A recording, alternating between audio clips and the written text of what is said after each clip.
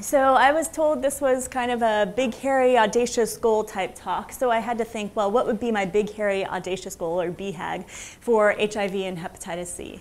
And I came up with the idea of a 90-90-90 treatment goal for HIV hepatitis C by 2030. So what do I mean by 90-90-90? Many of you are familiar with the UN AIDS goal of 90% being diagnosed, 90% of people being diagnosed with HIV, 90% being on treatment, and 90% being virologically suppressed. Well, we can extrapolate from this, and it's not unreasonable to expect the same out of treatment for hepatitis C infection. So 90% diagnosed. What are the barriers here? Well, I had a middle-aged woman come to see me in my general infectious disease clinic, and I asked her, so what brings you here today? And she said, I don't know. It turns out I had been doing a lot of outreach with the internal medicine residents at UTMB and taught them about the guidelines for screening hepatitis C. They probably got tired of me like banging into their head, scream baby boomers, scream baby boomers, scream baby boomers. So this was a woman who was born between 1945 and 1965, and apparently I got through to at least one resident because he screened her. She tested positive for hepatitis C, but he never told her about her diagnosis. He just sent her to me. In any case, she had no idea that she was diagnosed, and she had no idea how she got it. We went through all of her risk factors, and what we came down with was it was probably due to a blood transfusion she had during a complicated pregnancy in the 80s. And this is actually probably the most common way that baby boomers got infected. So what do we know about the current state of diagnosis? Worldwide, 170 million people are infected with hepatitis C infection. 350,000 people die annually. And 75% are unaware of their diagnosis. So that means only 25% of 100% of the 90% that we want diagnosed know of their diagnosis. 3% or so of baby boomers are actually infected, so these are people born between 1945 and 1965, and 25% of people with HIV are co-infected with hepatitis C. So it's tremendously important to screen all newly diagnosed people with HIV or newly presenting people with HIV for hepatitis C infection.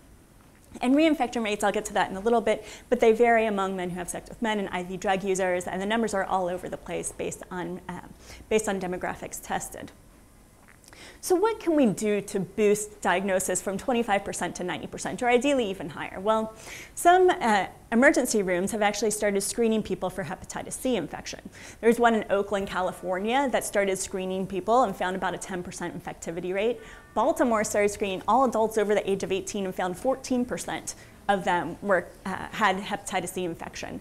And Memorial Hermann actually implemented this as well, screening people after doing a basic history and physical. And this is just hepatitis C monoinfection. They found a 10% infection rate. So this is really a prime opportunity.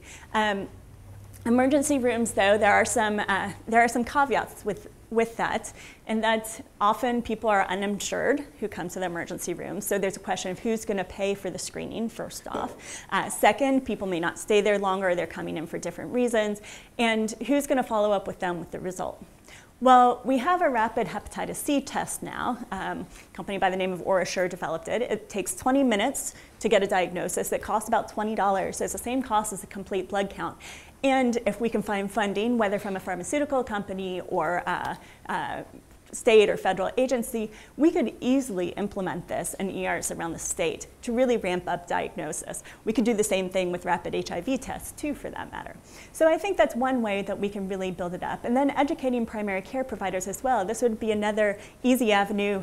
You know, patient comes in, gets the blood pressure checked, gets their finger stick for a rapid hepatitis C test. By the time the doctor's done with them, they have a result.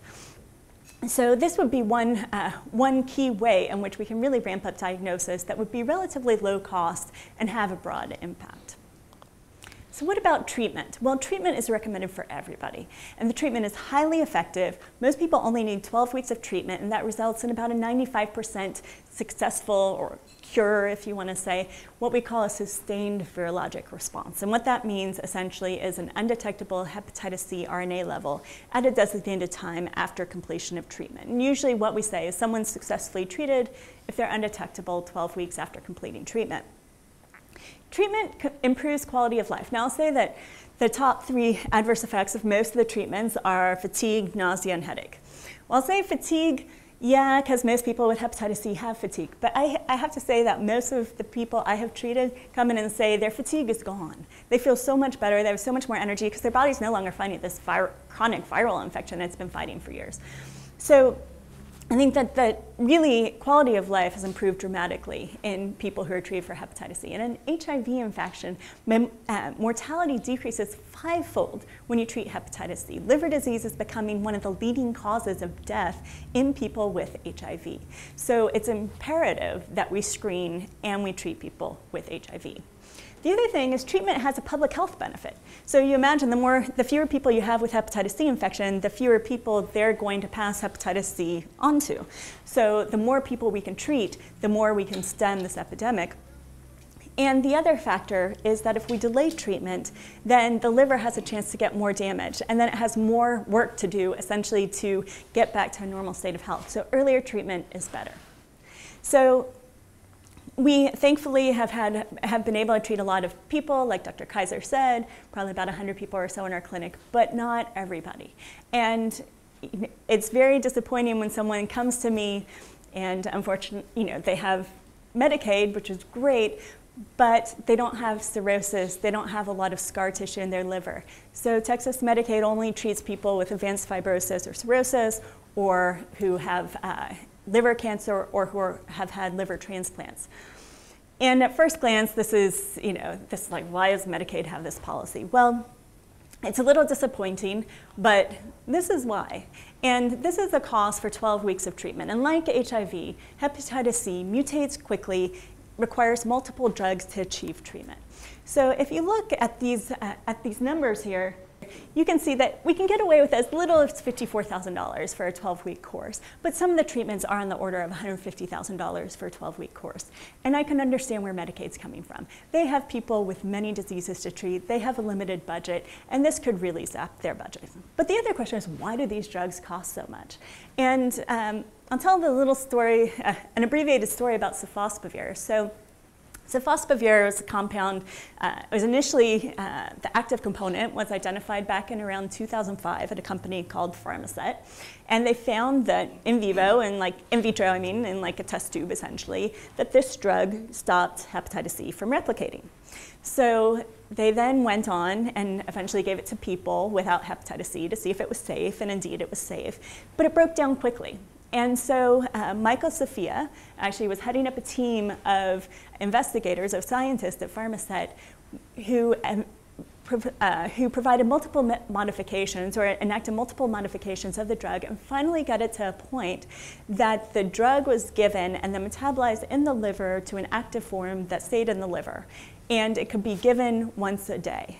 So you imagine, at this point, it's 2011 when it was finally shown to have preliminarily some great data. And Gilead picked up decided to pick up Pharmasset. They acquired Pharmasset early 2012 for $11 billion. So not a small amount of money they had to make up. And subsequently, they went on to now, according to clinicaltrials.gov, execute 41 clinical trials with this drug. So there's been, yes, it costs a lot of money, but there's also been a lot of money that's gone into the development of these drugs. So I can see both sides of the coin, so to speak. But what can we do about it at this point? Well, Medicare actually covers everybody. It will treat everybody with hepatitis C infection. This is the result of a lawsuit that someone filed, and essentially because he was not eligible for treatment because of their guidelines. Some other lawsuits have also occurred, like in Washington State. ACLU sued Washington State Medicaid because they were only treating people with advanced fibrosis and cirrhosis, and the ACLU won, and Washington State is now required to treat everybody. But there also have been other approaches, and Connecticut took an interesting approach. They engaged lawyers from Yale University School of Law, and the lawyers wrote letters to the state Medicaid delineating the federal laws that essentially the rule about restricting coverage violated. And then they followed up a couple weeks later with advocates in the state writing the state Medicaid, following up on the letters that the lawyers sent. And then the advocates got in contact with the clinicians, and the clinicians wrote letters. And the clinicians went to talk to the media about patients, with their permission, of course, patients who were suffering because they couldn't get treated. And then the media spread the word, and eventually all of this culminated in Connecticut changing its Medicaid laws and covering the treatment for everybody. Now, Massachusetts took a different approach. The Massachusetts Attorney General threatened to sue a drug company and instead of going to court, the drug company opted to lower or to increase the rebates, or essentially refunds that they gave to state Medicaid, so they were able to treat more. So there are a variety of different avenues that can be taken, but I think we can learn something from ACT UP, and I have to say that ACT UP really got up and going before I followed the HIV news that quickly, although I do remember Ryan White and Rock Hudson from my childhood. But back in 1987, in March, ACT UP was a group of HIV advocates who demonstrated on Wall Street against the high prices of drugs. And then they got a little attention, not much, but then April 15th, 1987, they protested at the New York City Post Office, essentially demonstrated at the New York City Post Office, knowing that the media would be there to pay attention to the fact that people are turning in their tax returns at the last minute. And they got attention there. And then they went on to the FDA, and they demonstrated there in protest of how long it was taking to get HIV medications approved. And they shut down the FDA, and that got media attention. And so they really banded together and got the attention of the media. Hepatitis C is a little different, because in contrast to the AIDS epidemic back in the 80s, when many people many gay men knew people who died of HIV and died of AIDS, many people with hepatitis C don't know anyone else that has hepatitis C, or don't know they know someone else with hepatitis C. They don't see people dying from hepatitis C, so there's not that kind of ground roots support. But I think if we can band together and advocate for patients and kind of get that energy going to really advocate, we could make a difference. So what about treated and virally suppressed? And I talked about some of these, the lack of access to treatment on the bottom, long treatment duration. Well, 12 weeks isn't that long. And I think one of the unique aspects of treating co-infected people with both HIV and hepatitis C is many of our HIV patients are used to taking one pill once a day. So to add on a second pill that they can take at the same time for 12 weeks is not something that really breaks their routine. And so I found that particularly people who have both HIV and hepatitis C don't have a problem with adherence. Then there's the issue of loss to follow-up. We can co-opt from the case management model. Thank you to many of the case managers in the room. For people who are at risk for being lost to follow-up. And some of these are substance abuse users, at least in the mind of some of the lawmakers. Texas Medicaid requires a negative drug screen for treatment, as do some insurance companies. Turns out there's a study of 300 people on opiate substitution therapy, 60% of whom were actually taking illicit substances, 30% marijuana, and then a smattering of other drugs. The rate of adherence was high. 96% of people reported taking more than 95% of drugs. The rate of response was the same as what we see in the general population who are supposedly not taking drugs. 95% of people responded to treatment. So there's no evidence that using an illicit substance is a contraindication to treatment. So what else can we do as far as barriers to care? Well, as Anne mentioned, there is the talk that preventing infection. And this goes down to new infections and reinfections. And reinfection rates among people with HIV are higher than people without HIV. Now, this may be somewhat related to risk factors, but it may also be related to immune system factors. That being said, reinfection rates among IV drug users are very low, and in areas with needle exchange programs, less than 1%. So really, really low. Another reason that substance use should not be a contraindication of treatment. Now, Texas doesn't have a needle exchange program, but that is something that we could work on changing. Now, the other factor about co-infection is men who have sex with men, The rates of reinfection is on the range of anywhere from 3% to as high as 15%. And this depends on the population studied. Are they men in monogamous relationships, or is it a mix of people, or is it men visiting bathhouses? It's a variety. It really depends on that population. But I think, thankfully, with PrEP and with treatment as prevention, the need for condoms, or the perceived need for condoms, has gone down. But what we need to do is get out there and educate people that condoms are still important, that there are other potentially fatal infections that people can acquire through sex that can be prevented with the use of condoms. Last, I want to touch on vaccines. So scientists have been studying and working on developing a vaccine for hepatitis C for years. This has been somewhat hindered by a variety of factors, many of which involve the virus. One, it doesn't have a good animal model except for kind of the chimpanzee. And two, which of course is more or less banned from studying anymore. And two, the virus is squirrely. So the virus can actually be transferred from cell to cell without ever going into the bloodstream. It can be directly transferred from one cell in the liver to another cell in the liver. So for the immune system to go out and recognize it is very challenging. So people who have gotten hepatitis C before and have hepatitis C antibodies can be reinfected, and that's the way many vaccines work. So this seems to be a little elusive, and I think with the successful treatment options we have, it may be less emphasized as far as funding goes. So I'll leave you with a few take-home messages.